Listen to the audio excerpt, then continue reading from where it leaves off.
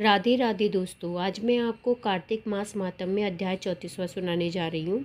ध्यानपूर्वक और भक्ति भाव से सुनिए। ऋषि गणों ने सूत जी से कहा, हे सूत जी, पीपल का वृक्ष शनिवार को छोड़कर सप्ताह के बाकी दिनों में क्यों नहीं पूजा जाता? सूत जी ने कहा, समुद्र का मंथन करने से जो रत्न देवताओं को मिले थे, उनमें से देवताओं ने लक्ष्मी और कौस्तुभ मणि भगवान विष्णु को दे दी थी।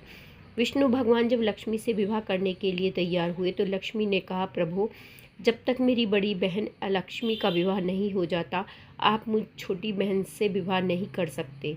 इसलिए आप पहले बड़ी बहन का विवाह कीजिए, बाद में फिर मुझसे विवाह कीजिए, क्योंकि यह प्राचीन नियम है। लक्ष्मी के ऐसे वचन सुनकर भगवान विष्णु ने लक्ष्मी की बड़ी बहन का विवाह उद्दालक ऋषि के साथ करा दिया।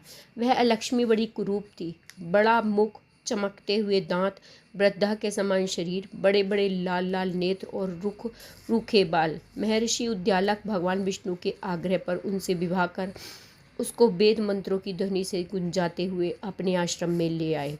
वेद ध्वनि से गुंजित हवन के पवित्र धूप से सुगंधित मनोहर ऋषि आश्रम को देखकर वह बहुत दुखी हुई।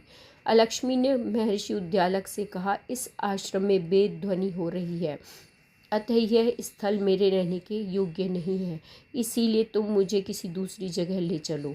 उसकी बात सुनकर महर्षि उद्दालक ने कहा, तुम यहाँ पर क्यों नहीं रह सकती और तुम्हारे रहने के योग्य दूसरी जगह कौन सी है, यह मुझे बतलाओ। लक्ष्मी जी ने कहा, जहाँ पर वेद ध्वनि होती हो, अतिथि का सत्कार होता हो, यज्ञ आदि होते हों, उस स्थान पर मैं नहीं रह सकती।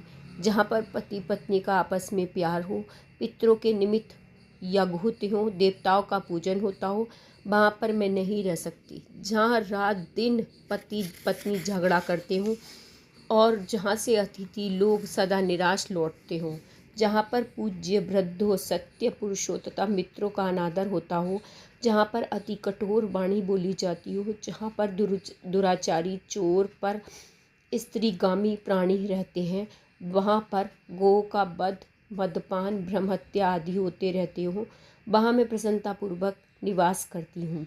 इस प्रकार लक्ष्मी के वचन सुनकर महर्षि उद्दालक का मुख मलिन हो गया। वह उस बात को सुनकर चुप रह गए। थोड़ी देर तक चुप रहने के पश्चात उन्होंने उससे कहा, अच्छा, तुम्हारे लिए ऐसा ही स्थान खोजूंगा, अतः जब तक मैं तुम्हारे लिए ऐसा स्थान ढूंढ कर न लाऊं, तब तक तुम इसी पीपल के नीचे चुपचाप बैठी रहना।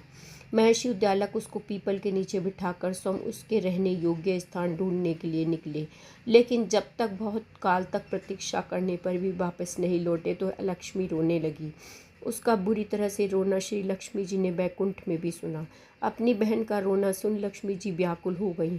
उन्होंने दुखी होकर भगवान विष्णु से कहा, हे प्रभु, मेरी बड़ी बहन लक्ष्मी पति के त्याग देने से अत्यंत दुखी हो गई है। हे नाथ, यदि मैं आपकी प्रिय पत्नी हूँ तो आप उसे आश्वासन देने के लिए उसके पास जाइए। लक्ष्मी जी की प्रार्थना सुनकर कृपा सिंधु भगवान लक्ष्मी जी को साथ लेकर उस पीपल के पास गए जिसके नीचे लक्ष्मी बैठी रो रही थी।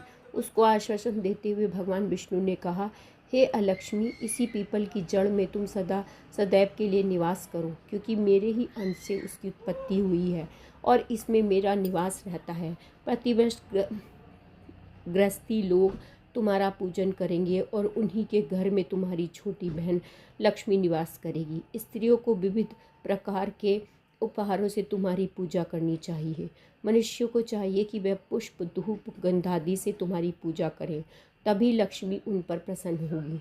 सूत जी ने कहा, भगवान श्री कृष्ण तथा सत्यभामा तथा पृथु और नारद का संवाद तुम लोगों को मैंने सुना दिया है, जिसके सुनने मात्र से ही मनुष्य के सब पाप नष्ट हो जाते हैं और इसे वैकुंठ लोक की प्राप्ति होती है। तुम लोगों को जो कुछ पूछना हो पूछ सकते हो और उसे भी मैं विस्तार पूर्वक कहूँगा।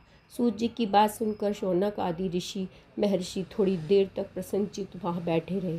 तत्पश्चात श्री बृंदी नारायण जी के दर्शन करने के लिए चले गए। जो प्राणी इस कथा को सुनता है और दूसरों को सुनाता है, वह इस संसार में सम्मुख सुख प्राप्त करता है। यहीं पर मेरा कार्तिक मास महात्म्य अध्याय 34वां समाप्त होता है। अगले अध्याय में मैं फिर मिलती हूँ। तब तक के लिए राधे राधे।